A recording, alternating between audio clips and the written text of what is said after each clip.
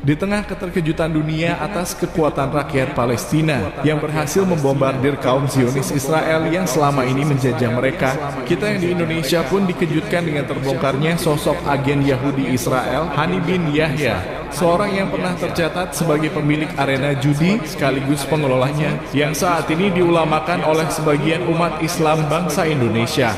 Yang paling penting lagi dan wajib kita waspadai sebagai bangsa pribumi, Hani bin Yahya Assegaf adalah orang kepercayaan Lutfi bin Yahya dalam proyek pencarian makam yang kita duga sudah pasti makam-makam tersebut akan diba'alawikan.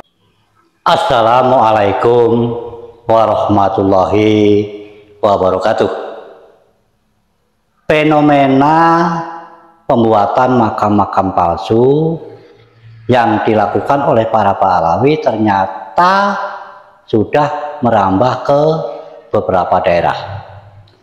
Hal ini jangan panjenengan sepelekan, karena bisa saja negara kita Indonesia menjadi the next Palestina. Anda mengerti maksudnya? The next Palestina di sini bermaksud adalah bisa saja negara kita dicaplok oleh para Pahlawi seperti halnya orang Yahudi Israel mencaplok negara Palestina. Sebab zaman dulu orang Yahudi Israel itu juga membuat makam-makam palsu di negara Palestina. Makam-makam palsu tersebut diakui sudah ribuan tahun. Orang Yahudi Israel mengakui bahwa negara Yahudi Palestina adalah negara leluhurnya, sehingga pada akhirnya Yahudi Israel ini mencaplok negara Palestina tersebut. Nah, hal ini juga terindikasi para Pahlawi yang ada di negara kita.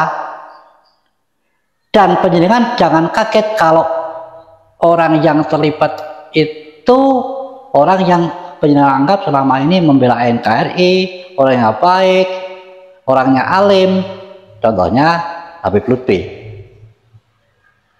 Karena para Pahlawi ini ternyata di negara kita juga sudah melakukan tindakan yang terorganisir, masif, dan struktur. Saya akan menampilkan sebuah video yang hubungannya tentang makam-makam palsu tersebut, bahkan juga membongkar orang Yahudi yang ternyata menjadi anak buah atau tangan kanan dari Habib Lutfi. Marilah kita bersama-sama menyimak videonya berikut ini. Hani bin Yahya Assegaf, agen Zionis Yahudi itu ternyata orang kepercayaan Lutfi bin Yahya dalam proyek pencarian makam untuk diba'alawikan. Subhanallah, 3 hari sebelum puasa dipanggil sama Mbak Lutfi dan saya ditunjuk jadi Sekretaris Jenderal Petanesia, sebuah organisasi kebangsaan non-politik yang khusus merestorasi budaya dan persatuan kesatuan. Kerjaannya menggali kuburan keramat, menggali kuburan keramat. Saya wanti-wanti pengumuman kepada seluruh rakyat Indonesia, khususnya yang beragama Islam, jaga kuburan-kuburan tua kalian. Jaga makam-makam wali koryah yang babat desa daerah kalian. Jangan sampai itu nanti dirampas oleh mereka. Memang sengaja, sudah terprogram sejak lama, sama seperti kaum Yahudi yang ada di Israel ketika menjajah Palestina sampai sekarang. Di tengah keterkejutan dunia atas kekuatan rakyat Palestina yang berhasil membombardir kaum Zionis Israel yang selama ini menjajah mereka, kita yang di Indonesia pun dikejutkan dengan terbongkarnya sosok agen Yahudi Israel, Hani bin Yahya, seorang yang pernah tercatat sebagai pemilik arena judi sekaligus pengelolanya, yang saat ini diulamakan oleh sebagian umat Islam bangsa Indonesia.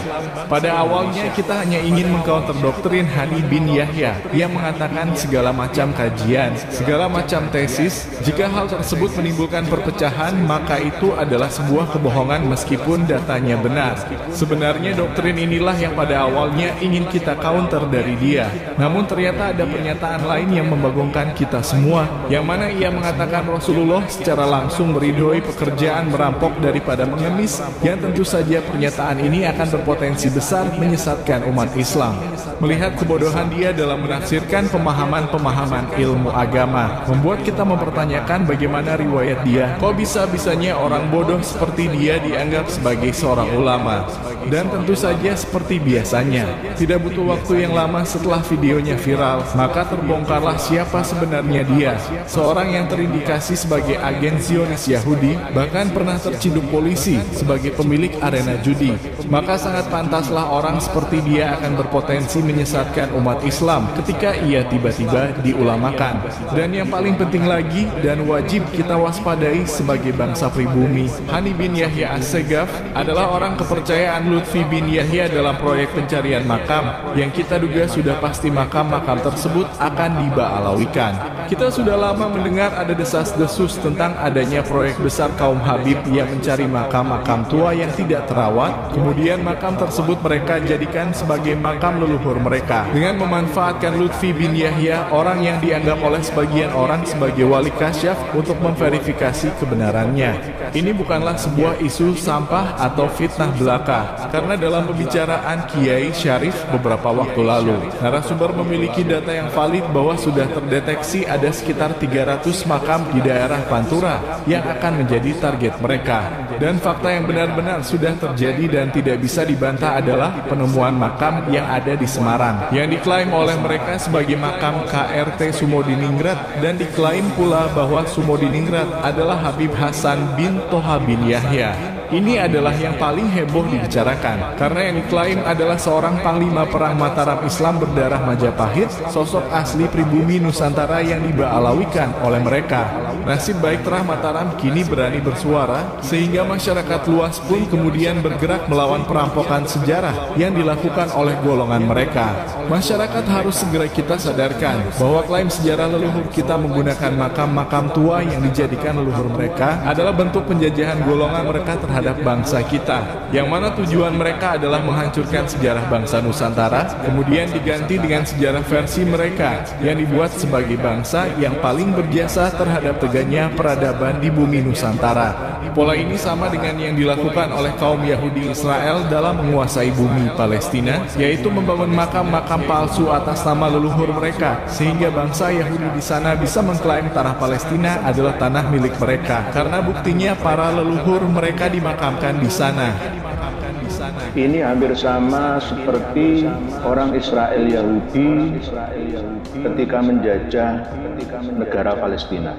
Di kota tua Yerusalem, bahkan dekat dengan Masjidil Aqsa, sebelah timur atau depannya itu ada 500 makam palsu yang dibangun oleh para penyusup orang-orang Yahudi Israel dengan nama-nama leluhur mereka. Jika dihitung secara keseluruhan di kota tua Yerusalem tepi barat Palestina itu ribuan makam-makam buatan palsu nenek moyang mereka para Yahudi Israel. Dengan tujuan apa? Untuk mengkaburkan sejarah bahwa yang berhak mewarisi tanah di Yerusalem Raya itu adalah mereka. Inilah yang menjadi sebuah PR bagi kita semua untuk meluruskan kembali dari efek-efek negatif klaim-klaim itu untuk bangsa kita. Karena Kiai Mujahidin sebuah klaim terhadap sejarah, apalagi sejarah yang sudah mapan dari keluarga Nusantara, misalnya kuburan yang diklaim namanya dengan nama-nama tertentu yang bukan dari Nusantara, itu akan berimplikasi terhadap kesejarahan masa yang akan datang, di mana nanti akan terkaburkan antara sejarah yang sesungguhnya dengan sejarah yang terbentuk mulai hari ini, yang kemudian akan diyakini kebenarannya pada masa yang akan datang.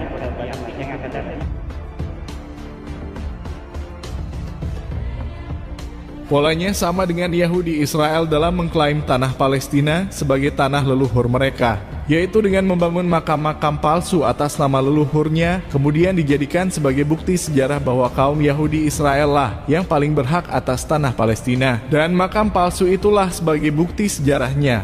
Melihat kasus yang terjadi di Palestina, tidakkah kita sebagai bangsa pribumi Nusantara belajar dari kejahatan kaum Yahudi di sana?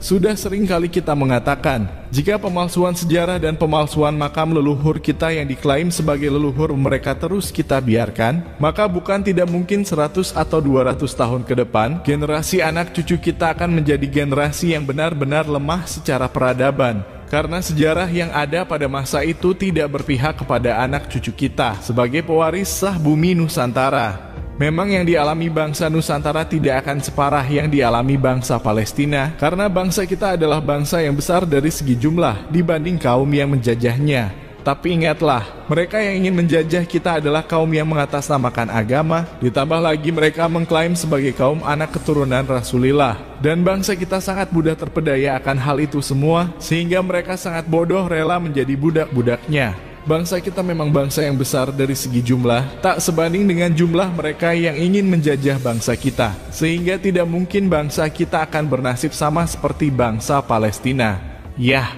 itu semua memang benar adanya, tapi jangan lupakan sejarah, bahwa bangsa yang besar ini kenyataannya pernah dijajah selama 3,5 abad lamanya, dan yang menjajah adalah bangsa yang kecil dari segi jumlah. Maka jangan pernah meremehkan siapapun yang terindikasi berusaha menjajah bangsa kita, dan kita harus sedini mungkin melawan gerakan mereka sebelum mereka benar-benar menguasai bangsa kita.